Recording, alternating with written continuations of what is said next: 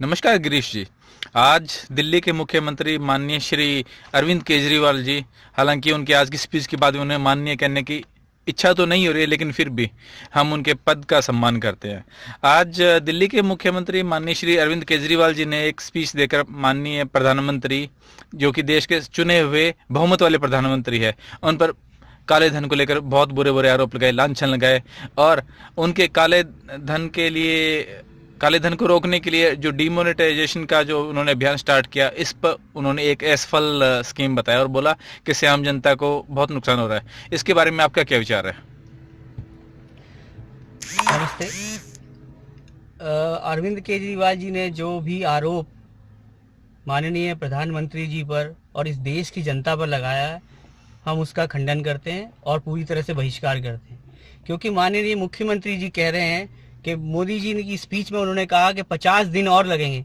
अगर मैं मुख्यमंत्री जी से ये पूछना चाहता हूँ, अरविंद केजरीवाल से पूछना चाहता हूँ कि अगर उन्होंने उनकी स्पीच सुनी हो तो उन्होंने यह कहा है कि 50 दिन तक जिनके पास भी काला धन या जो भी 500 और 1000 के नोट हैं वो बैंक में जमा कर सकते हैं और उनको उन रुपयों के बदले में नई करेंसी जो कि काले धन को रोकने के लिए बनाई गई है वो उनको दी जाएगी।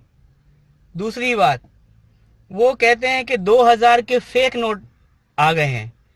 मैं अरविंद केजरीवाल से चैलेंज के साथ कहना चाहता हूं कि अगर उनके पास वो 2000 के फेक नोट आए हैं तो उन्होंने अभी तक सरकार को या किसी भी पुलिस में रिपोर्ट क्यों नहीं लिखाई।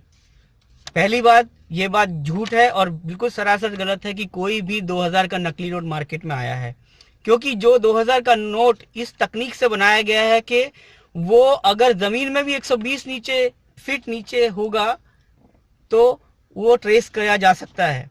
उसमें ऐसे सिस्टम लगाए गए हैं कि वो इजीली ट्रेस हो सकता है। दूसरा, उसकी कॉपी नहीं की जा सकती किसी भी तरह से, इसीलिए नया नोट निकालेगा काले धन के लिए कि वो कॉपी ना किया जा सके। और पुराने नोट बंद करने का कारण यही था कि जिन लोगों के पास काला धन भरा हुआ है, जो गाड़ियों से निकलता है, घरों से निकलता है, उन सबको रोकने के लिए हुआ। तीसरी बात, वो ये कहते हैं कि इस देश में इमरजेंसी जैसी स्थिति हो गई है। मैं अरविंद केजरीवाल से पूछना चाहता हूँ, इमरजेंसी की स्थिति कब और कैसे होती है? अगर उन्होंने हिस्ट्री अगर पढ़े तो उन्हें पता चलेगा इमरजेंसी की स्थिति कब पैदा होती है और कैसे होती है। इमरजेंसी की स्थिति में राष्ट्रपति शासन लागू हो जाता है। क्या ऐसा कोई माहौल भारत में आपको, जनता को लगता है कि ऐसी स्थिति हुई है? मोदी जी ने अपनी पहली स्पीच में कहा था कि परेशानियां होंगी, लेकिन पूरा देश, पूरी जनता उनके इस समर्थन में उनके साथ खड़ी है। और ये सब सरासर गलत है। जो भी मुख्यमंत्री जी ने बयान दिए हैं हम उसका खंडन करते हैं। चौथा वो कहते हैं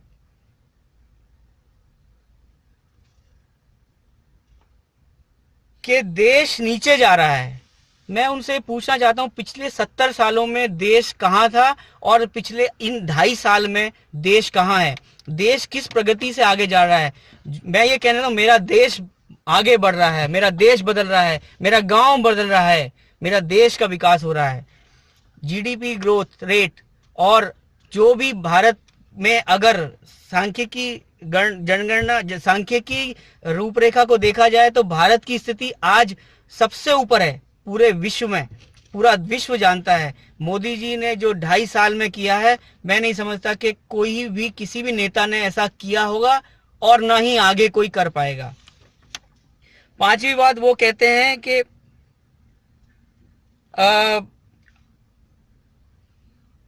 इस काले धन को रोकने के लिए उनको ये 500 के 1000 नोट को वापस ले लेना चाहिए। मैं उनसे एक सवाल पूछना चाहता हूं, अरविंद केजरीवाल, जिसके लिए आज वो सत्ता में बैठे हैं और जिन्होंने इतना बड़ा काले धन को लेके, करप्शन को लेके अन्ना हजारे जी के साथ आंदोलन किया, जिसमें किरण बेदी जी साथ में थी, अपने जनरल वीके सिंह जी साथ में थे। उनके साथ जो आंदोलन किया आज इसी काले धन को लेके, आज उन्होंने मुख्यमंत्री बनते हुए कितने काले धन पे रोक लगाई है और कहां पे लोकपाल बिल पास किया है? जिन वादों को लेके वो मुख्यमंत्री की कुर्सी के लिए दावेदार किया और मुख्यमंत्री बने, उन्होंने कितने अपने वादे पूरे किए? कितने कैमरे उन्होंने पूरी दिल्ली में लगाए हैं? कितने मार्शल उन्होंने बसों में लगाए गए हैं? क्या वो अपना इस बात का हिसाब जनता को देंगे?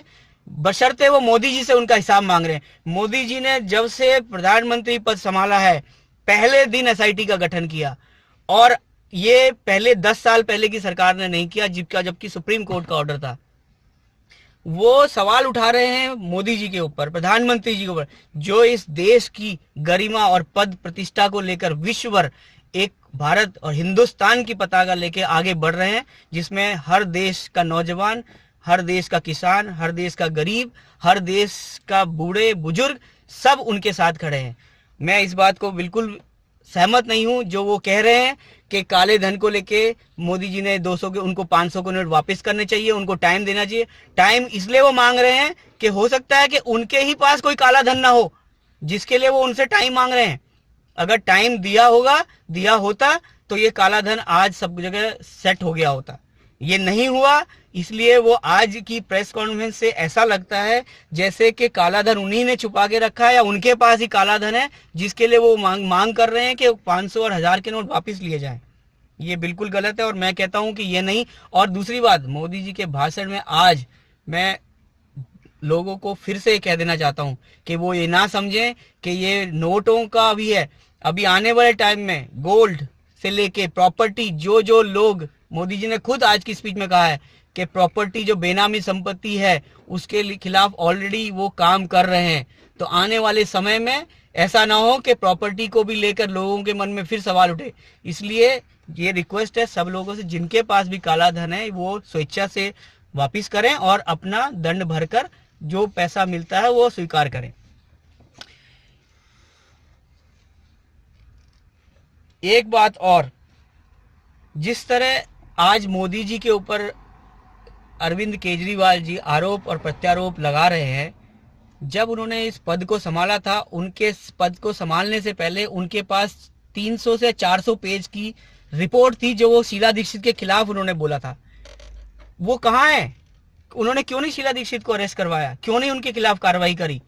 और उन्होंने ये भी कहा, और जब मीडिया कर्मी और मीडिया लोगों ने उनसे सवाल पूछा गया आपके मुख्यमंत्री होने के बाद कि आपके पास शीला दीक्षित के खिलाफ सबूत थे तो आप क्यों नहीं कार्रवाई करें, उल्टा वो उन्होंने मीडिया कर्मी को यह जवाब दिया था, आप मुझे सबूत दे दो, मैं अरेस्ट कर लूंगा। मतलब आप अपनी बातों से, अपने बयानों से पलट रहे हैं और आप दूसरों पे आरोप प्रत्यारोप लगा रहे हैं। माननीय केजरीवाल जी से अनुरोध करना चाहता हूं कि हम दिल्ली वासी आपसे ये रिक्वेस्ट करते हैं कि आप दिल्ली संभालिए, देश की चिंता नहीं कीजिए। देश की चिंता के लिए इस पूरे समाज ने, पूरे भारतवासी ने माननीय मोदी जी को उस पद पे बिठाया है, और वो उसके लिए, उस देश की चिंता में रहते हुए काम कर रहे हैं, करेंगे और करते रहेंगे।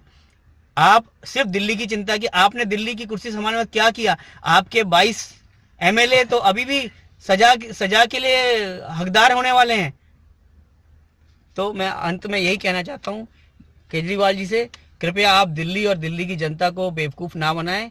जो काम के लिए आपको दिल्ली की जनता ने जिस उत्साह से, जिस विश्वास से आपको चुना था, 70 में से 67 सीट मिली थी, उस सीटों का आप पालन करें, उनका आप अनुशासन रहित होते हुए, अनुशासन के माध्यम से देश की जनता को दिल्ली एक मॉडल बनाने की बात करते थे। आप दिल्ली में खुद अफरा तफरी मची हुई है, इतना पॉल्यूशन है, गैस है, आप क्या कर रहे हैं दिल्ली में?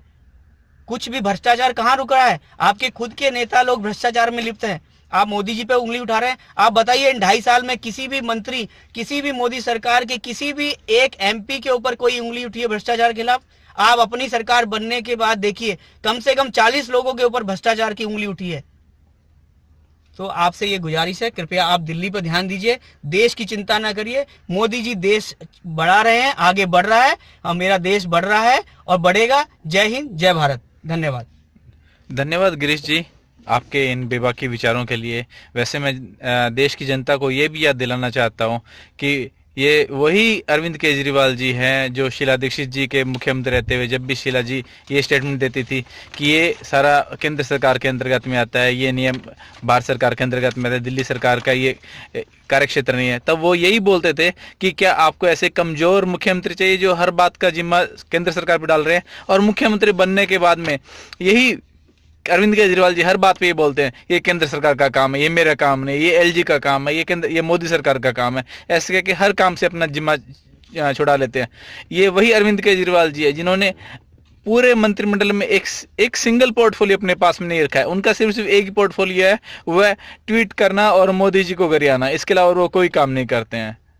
धन्यवाद। मैं एक बात इस बात पे कहना चाहता हूँ कि मोदी, वो बोलते हैं कि इन 2.5 साल में काले धन कहाँ आया है।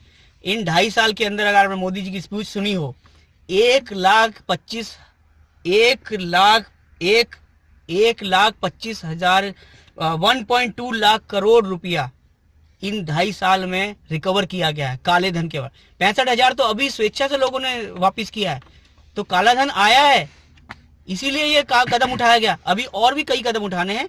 कृपया आप दिल्ली की जनता को धोखा न दें और दिल्ली के ऊपर अपने फोकस करें और कार्य करें तो ज्यादा बेहतर होगा। मोदी जी ने देश संभाल रखा है, उनकी पूरी टीम मुस्तैदी के साथ लगी हुई है भारत को विश्व रूप गुरु बनाने के लिए, और 21वीं सदी भारत का ही होगा। धन्यवाद।